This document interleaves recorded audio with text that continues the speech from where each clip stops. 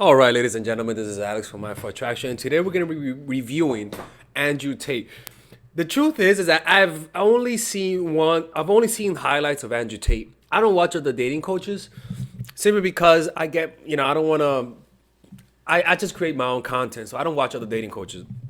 But I've been getting a lot of people asking me to review Andrew Tate. I have my expectations, what I think, but again, what the media says about people usually isn't what it is. So let's all watch what he has to say. He's talking about him, about what his role is as a man in terms of protecting women.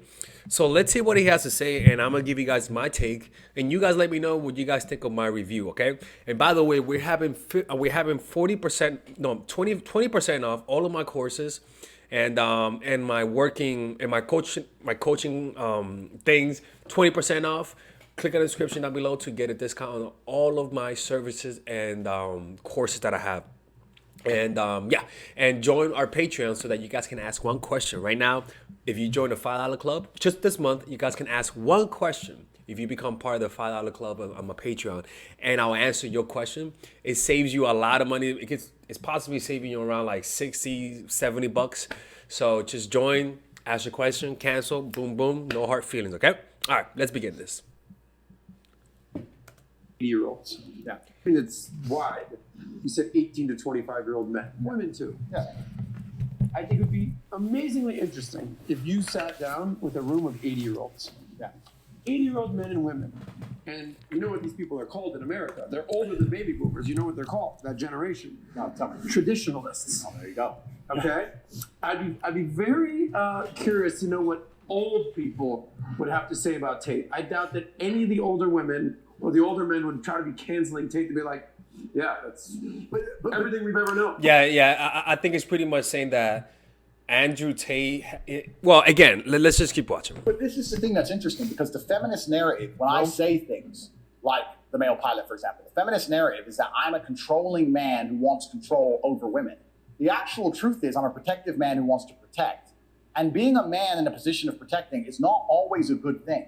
I feel indebted and have a duty to myself and my honor, meaning that if I'm walking down the street with a beautiful woman and 3 men want to attack her, I have to risk my life now. I can't live my life letting my wife get gang raped on a fucking street. Yeah, I mean, it's almost like, because if you don't do nothing, you be looked like as a bitch. And I can promise you, if a man doesn't protect his woman, that woman is not going to respect him. I don't care how feminist that woman is.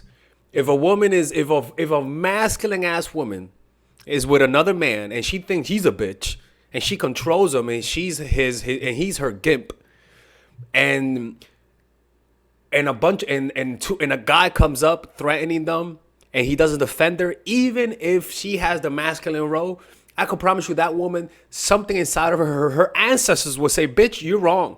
Her ancestors will say, yo, what the hell? I know you're the man in this relationship, but that dude couldn't even protect you.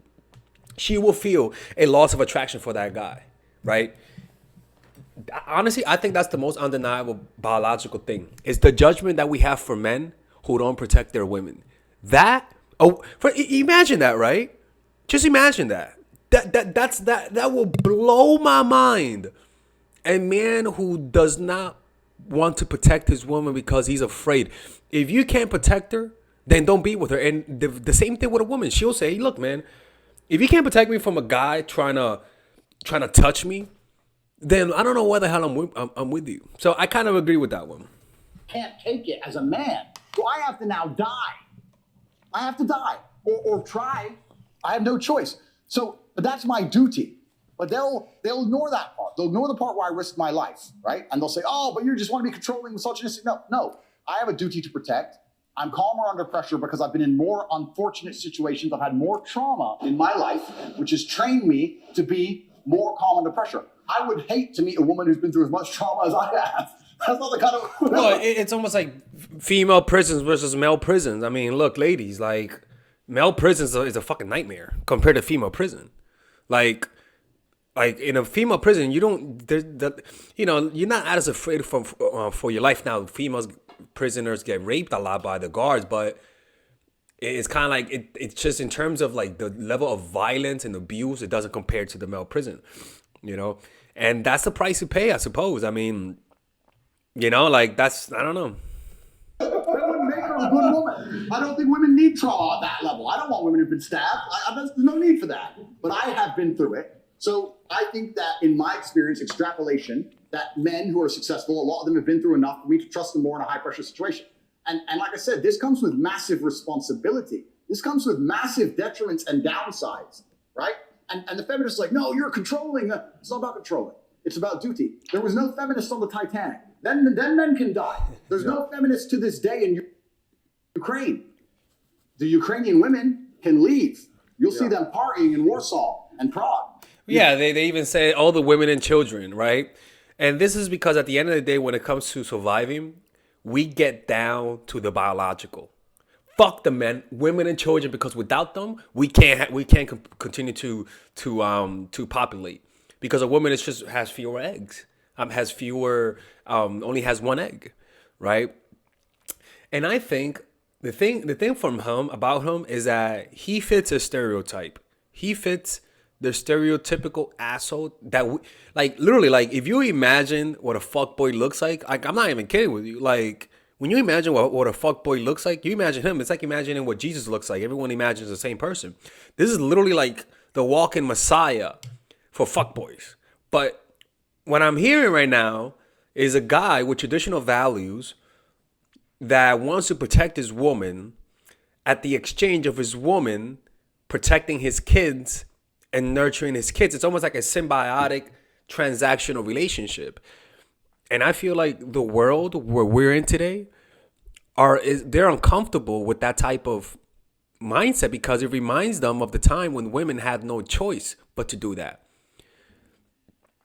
I don't know what the solution is for that because I completely understand his point of view.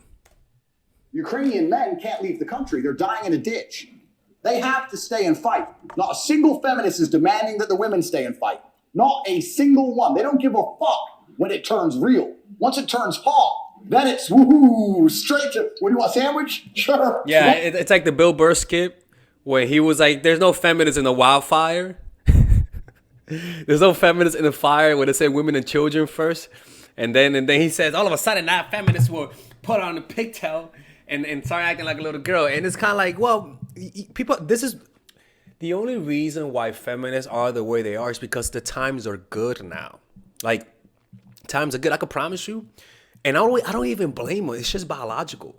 If things in the United States get really tough to the point where, God forbid, we become like a third world country, like, you know, or we become like, I don't know, like my country, Dominican Republic or Mexico, the women all of a sudden will change their strategies because now they're going to need men more, right? We live in an affluent society. Women don't need men, right? And so because of that, their psychology has adapted because they don't need it. And to even insinuate that to some women, it's almost like it calls back the trauma from all of their ancestors of being oppressed. But the truth is that this is a symbiotic relationship that we as humans have been engaging in for millions of years, and it worked, right? So let's see. Well, what do you understand, sir? What do you need? Then it all goes back. The closer you are to the real world, the closer people instantly get into their gender roles, because otherwise they get annihilated in real time. Yeah, exactly. The closer we are to the real world, the closer we get to our gender roles. That is so true because think about it, right? If everything is fine right now and women can act and take on the roles of men, then that's totally fine. But when things get real, when war breaks down, it gets fucking sexist. Women and children get inside, men get outside and risk your life and fight. All the men get drafted, women stay home and watch for the kids. It gets real animalistic when there's these types of problems, which we could have a good point of view, a positive point of view, and say this just means how good the times are right now. That we're arguing about this. This is like, it's kind of funny, but you could easily, well, I don't know. This is good to argue about that. That's another thing I said when I was getting called misogynistic and I was arguing with feminists. I said, traditionally, men are the leaders. And in ancient societies, men were in charge. That's because men are oppressive. You've oppressed us forever. That's their narrative. Their narrative is that we've oppressed women forever. I said, no. We've protected and provided for you forever. Well, no, men in religion have oppressed women, and that's a fact. I mean, If women would oppress us, they would, and they don't because they can't, right? But give any victim power and they'll become the victimizer. That's just how it works. The reason we are leaders is because if we align with our gender roles, a man's more likely to lead, and that gives us a more competitive chance. In the olden world, where all the empires were currently fighting, if you're not as competitive as possible, you're going to be annihilated. I would argue that perhaps there were some civilizations where women were in charge, but we don't know who they are, and we can't discuss their history because they were fucking annihilated in real time by the ones where the men were in charge, because you are hyper competitive. You're at your optimum. That is virtue. You only remember the victors, and usually we only remember the men. I don't know, man. I mean, people are like, is Father Adam fucking agreeing with a motherfucker? I cannot believe Father Alex is agreeing with them. Gotta watch another video. I'll watch another video after this. When men are in charge, that's just the optimum of the gender roles. That's the way it works. I don't believe we've been oppressing you since the dawn of human time. I disagree. I believe we've been working hard, protecting, providing for you. If men were truly oppressive to women, why don't we send the women to war? Women on women, it's fair, right? We can send all the women to war in Ukraine, all the women to war in Russia. They can die, but we can sit and we can chill and we can go to Warsaw and drink vodka. We don't do that. The men of Ukraine and the men of Russia are dying to protect their women. That is true. I mean, this is the thing, is that if you want protection, you got to lose something, right? Nowadays, women don't need protection from men. They really don't. But if things get bad, yes. If things get bad, the reason why women will need protection from men, because one, if things get bad, the men need the women to protect the family so that they can go off and fight. A man who doesn't have a woman to watch over his kids cannot fight. It's kind of like, it's like, we can't like look at this as fuck women, you gotta keep us down. We gotta look at it as like, as an evolutionary role that we've adapted to because it's worked in the past. This works. This is the most optimal way according to natural selection. And natural selection is the ultimate genius. It's geniusness, you know? And then they want to sit and say that we're bad? It's a completely skewed worldview. Whenever they come along and say that we're oppressive and that we have the most money and all this bullshit, it's a lie. We are going out of our way and giving up our lives to protect and provide. And this is where it comes to some of the other things that they said against me. I've said a man has a degree of authority over something he has responsibility for. They took this and and that's the thing, right?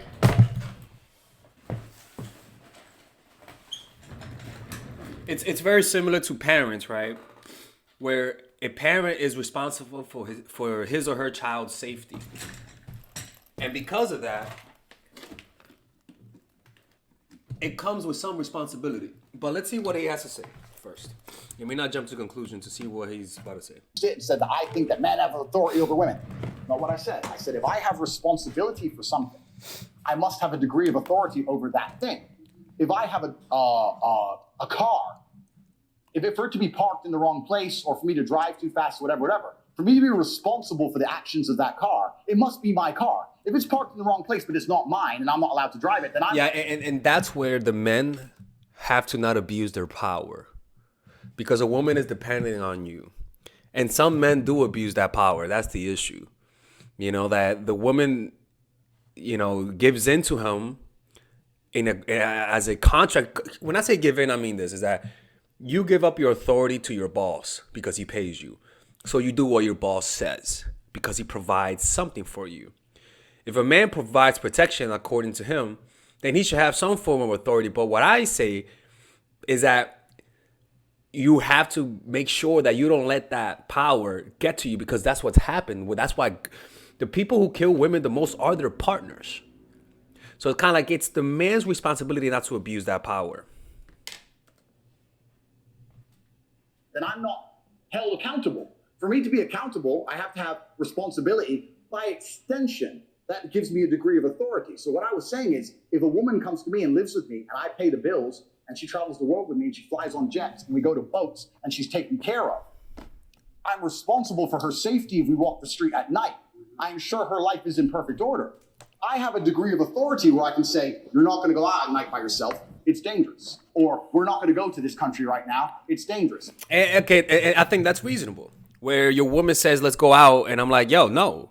Just like if I go with my parents, when I was like, when I visit my family in Dominican Republic, they tell me don't go outside at night. And I'm like, why? Because it's dangerous. And I'm like, but I want to. But they say, don't. Like, if you're staying with us, you can't go outside. So I do that, right? But this is the thing that I understand. What he's saying could easily be misconstrued as very sexist because guys abuse that power. But it's almost like the authority that the government has. They protect us, they provide infrastructure, but we have to follow certain rules. And that's why, lady, and if you're a lady and you're watching this, you got to be careful who you choose to have a contract with like this. And the problem is that you don't really know until it happens. And when it happens, you have to be willing to walk away. And if you're a guy, man, and a woman gives you this power over her, you cannot take it for granted. Because it's easy to get corrupted by the power that a woman gives you. Trust me. So it's kind of like, it's not an easy thing. But I don't like the way feminists discredit themselves. Like feminism has such a bad look. I'm more of a feminist than these fucking feminists are, because I talk about empowering women. These feminists are just out there for power, like misconstruing what people have to say and hurting women in the process. Like, what the fuck, man? Like, it's like, it blows my mind. Like, feminists, like they not most, because I think every time I talk to a feminist, not all of them think that extreme. So I kind of like, I don't want to like make a general assumption on that, but yeah. Anyways, if you guys, let me know what you guys think about this. Remember, 20% of all of my courses and all of my one-on-one coaching, click on the description down below to work with me one-on-one and to purchase my courses. And don't forget, we have meditation classes every Sunday, not this Sunday, in my apartment. Click on the description down below where it says purchase tickets so that you can get them. See you guys later. All right, ladies. So finally, I have released my second course for women, which is natural chemistry. This course is a 5-week course. 5-week course where every week you're gonna get a new set of videos based on specific issues. This course is all about how to create and maintain the attraction in any man. This will help you create love. This will help you deepen the love with your man. This is not about manipulation. This is not about playing games. This is genuine, natural chemistry. No more short-term partners, no more being fooled. Why? Because I will reveal to you not only how to create attraction in the first week, but also how to understand male nature, how to understand their tricks, how to prevent from being too attached, signs that he's the wrong guy, signs that he's a narcissist, signs that he's a mama's boy, signs that he's an emotionally available guy, emotionally unavailable guy. We go over everything. We go over this third week, setting boundaries. We go over the third week, controlling your emotions, right? Setting boundaries, fourth week. Fifth week, embracing your masculine and the feminine, right? And on top of that, I have over 10 different bonuses. 10 different bonuses, my Lord have mercy, right? With a money back guarantee. The bonus are 1, the natural chemistry, over 10 hours of content, right? The breakup formula, how to deal with a breakup, right? The connecting with your man, right? Establishing a life of abundance, social mastery, understanding your dark side, the goal setting seminar, which is about how to set and achieve goals, practical mastery that will teach you how to master anything. The laws of human nature. I have a book club for the laws of human nature with over 4 hours of content, right? The transformational seminar in a pocket, which is my mindfulness seminar, and the Chase audiobook. This originally is $1,800, but you get it starting at $97, ladies and gentlemen, right? $97. We have different packages, but all of this starts at $97. And you know what? You can check it out for free if you want. Yeah, for all the freeloaders, I have free videos just for you. Free videos, all right? So you could just check it out for free and then you could get out. Nothing wrong with that, all right? So, and on top of that, it comes with a 30-day money-back guarantee. No questions asked. That's right. No questions asked. I don't mind. I just want you guys to check it out because I know when you take one look, you're going to want to buy it. I can promise you. Just like my other course, the psychological game of attraction. It was a hit. You're gonna love this one. This one is not about manipulation. This is genuine natural chemistry. Order it now. All right. I'll see you guys inside. Peace out.